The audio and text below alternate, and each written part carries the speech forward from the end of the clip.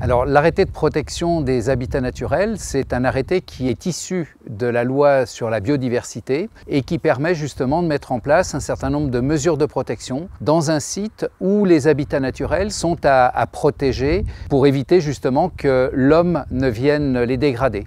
Donc c'est un arrêté qui est pris au niveau du département par le préfet, mais ça a été la volonté du président de la République Emmanuel Macron lorsqu'il est venu en février 2020 à Saint-Gervais et où il a annoncé donc qu'on allait protéger le massif du Mont-Blanc, que ce soit sur la partie Saint-Gervolaine, la partie Houcharde ou la partie Chamonniarde, de manière à faire en sorte que cette montagne soit toujours accessible, qu'elle soit toujours un espace de liberté, mais une liberté qui a comme obligation le respect du site et le respect des autres. Alors concrètement, c'est très simple. On va pouvoir y faire uniquement deux activités, soit de l'alpinisme, soit du ski alpinisme. Alors ça veut dire qu'on peut monter faire le Mont Blanc et puis descendre en parapente, mais on ne pourra pas, par exemple, atterrir au Mont Blanc avec un avion, avec un drone, avec un parapente, sauf s'il y a une dérogation qui est accordée par le préfet. On est dans une phase aujourd'hui de consultation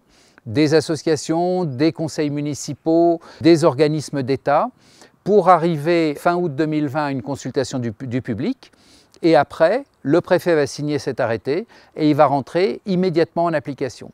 Moi, ce que j'ai souhaité, c'est que pendant l'été 2020, même si l'arrêté n'était pas encore signé par le préfet, et bien que son esprit soit mis en application et que tout le monde comprenne bien que ceux qui veulent y monter un jacuzzi, ceux qui veulent y faire un concert sur le sommet, ceux qui veulent vanter une marque commerciale, ça pourra plus se faire. Et ça, on n'a pas besoin d'avoir un écrit et une signature pour pouvoir le mettre en œuvre. Alors, il ne peut pas y avoir de règles s'il n'y a pas des sanctions.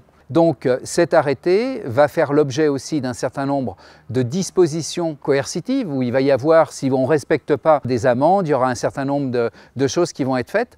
Et s'il y a des sanctions, eh bien ça ne peut pas exister non plus s'il n'y a pas de contrôle. Donc le contrôle, il va être effectué par la Brigade Blanche, par les gendarmes du PGHM. Ils vont vérifier que les alpinistes ont bien une réservation en refuge s'ils font le Mont Blanc en plusieurs jours, qu'ils soient bien équipés, qu'ils ne mettent pas en danger la vie des autres et puis qui montent dans les conditions normales de l'alpinisme ou du ski alpinisme. Et puis à côté de ça, l'arrêté de protection des espaces naturels va aussi permettre à la brigade verte, c'est-à-dire à la brigade environnementale, de venir et de renforcer le PGHM, la brigade blanche, et maintenant on aura donc une brigade bleue, gendarme, une brigade blanche, Saint-Gervolaine, et une brigade verte qui sera la brigade environnementale. Et là, l'objectif, c'est que tout le monde comprenne et qu'on soit à 0 amende.